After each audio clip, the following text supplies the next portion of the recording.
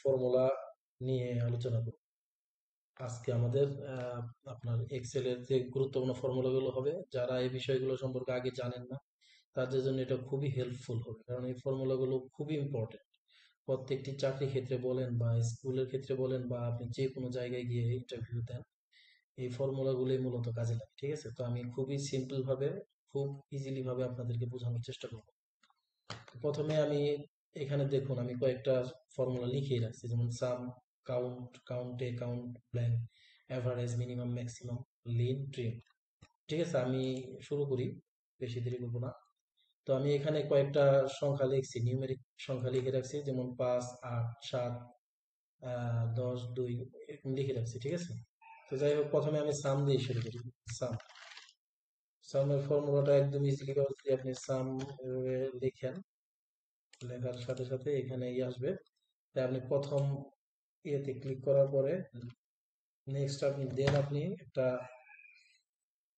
দিয়ে লাস্টেরটা সিলেকশন করে দিলেই এটা আপনি পুরোপুরি সিলেক্টেড হয়ে যাবে। এখন যদি আপনি এন্টার প্রেস করেন, তাহলে দেখুন অটোমেটিক এটার রেজাল্ট চলে আসছে। ঠিক আছে, সামটাকে অবশ্য আরো ভাবে করা যেতে পারে। সেটা হচ্ছে, যেমন আপনি যদি ক্লিক করেন, দেন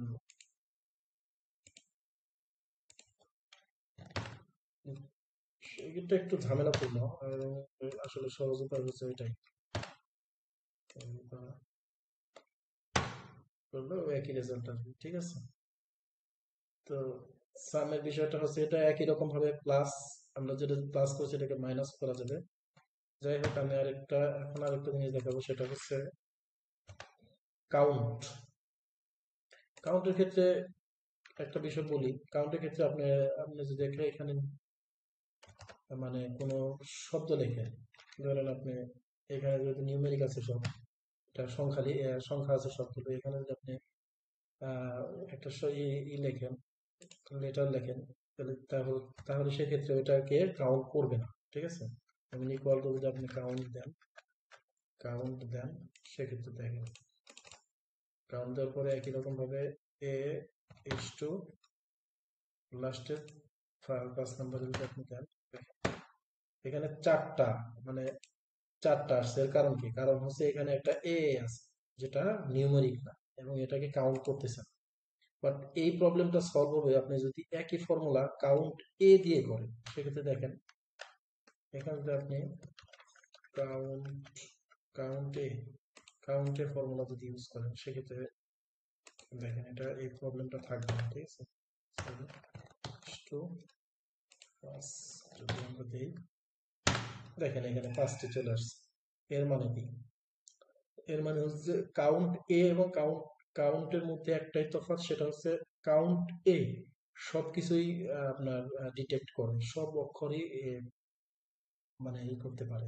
বাট কাউন্ট শুধু যেটা নিউমেরিক এবং সংখ্যা, সেগুলোই শুধু প্রকাশ করে, সেই অক্ষরগুলোই প্রকাশ করে। সুতরাং দুইটার দুইটা কাজ। ঠিক আছে, আরেকটা অপশন, আরেকটাই করি, সেটা হচ্ছে ব্ল্যাঙ্ক। কাউন্ট ব্ল্যাঙ্ক একটাই আছে, সে আমি যেটা কাউন্ট ব্ল্যাঙ্ক করলাম। এখন যদি আমি ইকুয়াল টু দিয়ে কাউন্ট ব্ল্যাঙ্ক দিই, কাউন্ট কাউন্ট ব্ল্যাঙ্ক দিয়ে A1 S2 A5 দিয়ে ব্র্যাকেট শেষ করি, দেখেন মাত্র দুইটা।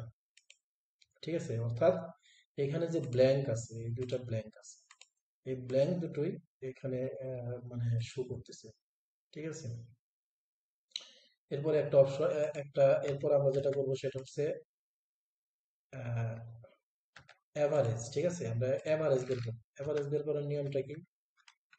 এ ভি এভারেজ, এখানে এ ভি ইয়ার এভারেজ, এভারেজে যাওয়ার পরে আপনি একই রকম ভাবে A1 S2 A5 যদি দিতে পারেন, দেখেন এখানে একটা এভারেজ অটোমেটিক চলে আসছে। বা এখানে একটা আছে, তো এটাকে আমি একটা সংখ্যা প্রকাশ করলাম, দেখুন এখানে একটা অটোমেটিক একটা এভারেজ চলে আসছে। ঠিক আছে, এভারেজটা খুবই ইজি, জাস্ট শুধু এ দিলে এভারেজের একটা চলে আসবে। তারপরে আপনি কোনটার সাথে কোনটাকে এভারেজ করতেছেন, ওটা শুধু কি করলে একটা এভারেজ দেখাবে।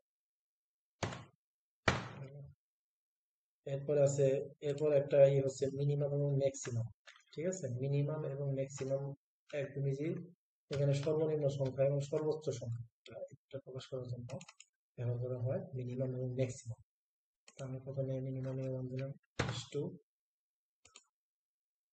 ফাইভ দিয়ে, আমি যদি এখানে মিনিমাম দিই তাহলে টু। অর্থাৎ আপনি দেখেন এইগুলো সবগুলো সংখ্যার মধ্যে টু হচ্ছে সবচেয়ে ছোট, এই জন্য এটা মিনিমাম। আবার একইভাবে আমি যদি ম্যাক্সিমাম ব্যবহার করি, ম্যাক্স ম্যাক্সিমাম ম্যাক্সিমাম ব্যবহার করি, তাহলে সেক্ষেত্রে A S to A five enter দিলাম 10। অর্থাৎ এগুলোর মধ্যে সর্বোচ্চ আছে 10, এটা হচ্ছে ম্যাক্সিমাম, মিনিমাম এবং ম্যাক্সিমাম। এবার আসি সংখ্যা পদ্ধতি বাদ। এবার আসি একটা এর মধ্যে আপনি কতগুলো নাম, একটা যে কোনো একটা নাম লিখি। সে আমার নামে লিখলাম নাজমুল হাসান, লিখলাম নাজমুল। এখন এটাকে কাউন্ট করার জন্য আমাদের একটা মানে এই দরকার যে এই এর মধ্যে, এটার মধ্যে কয়টা অক্ষর দিয়ে এটা লেখা হয়েছে। সেক্ষেত্রে আমরা কি করব, লিন লিন নামে একটা আছে, লিন লিন নামে একটা ফাংশন আছে, এটাকে ইউজ করব। লিন ইউজ করার জন্য টেক্সট মানে কি ইউজ করবো, এটা দেওয়ার পরে যদি এটা দেন, দেখেন এখানে কয়টা অক্ষর আছে, 7টা। কিন্তু 7টা তো না, 6টা। আচ্ছা, হয়তো আমার একটু লেখায় ভুল আছে, 6টাই হবে।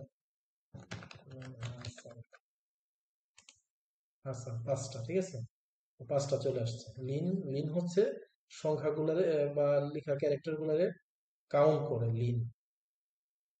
ঠিক আছে, আরেকটা অপশন, আরেকটা ফাংশন আমি দেখাবো, সেটা হচ্ছে দেখেন ট্রিম। ট্রিমটা সম্পর্কে হয়তো অনেকেই জানি না, কারণ এটা অনেকে ইউজই করে না। যেমন আমি লিখলাম নাজমুল, একটু অনেকগুলা স্পেস দিয়ে লিখলাম হাসান। এখন ট্রিমটা কি করবে, ট্রিমটার ফাংশনটা হচ্ছে এই অনেকগুলো স্পেস বাদ রেখে শুধু জাস্ট যেটা আছে জাস্ট একটা স্পেস দিয়ে এটাকে ই করা। যেমন আমি যদি দেই এখানে ট্রিম ট্রিম ট্রিম দেওয়ার পরে দেখেন এখানে যদি আমি ক্লিক দিই, ব্র্যাকেট শেষ করে দেখেন নাজমুল হাসান। অর্থাৎ এখানে অনেক বড় একটা স্পেস আছে, আর এই স্পেসটাকে সে ছোট করে জাস্ট একটা স্পেস রাখছে যেটা প্রয়োজন। ঠিক আছে, এটা হচ্ছে লিন ফাংশনের কাজ। তো সবাইকে ধন্যবাদ আমার এই ভিডিওটা দেখার জন্য। আপনারা ইনশাল্লাহ দেখবেন এবং এটা সম্পর্কে জানতে পারবেন। ধন্যবাদ।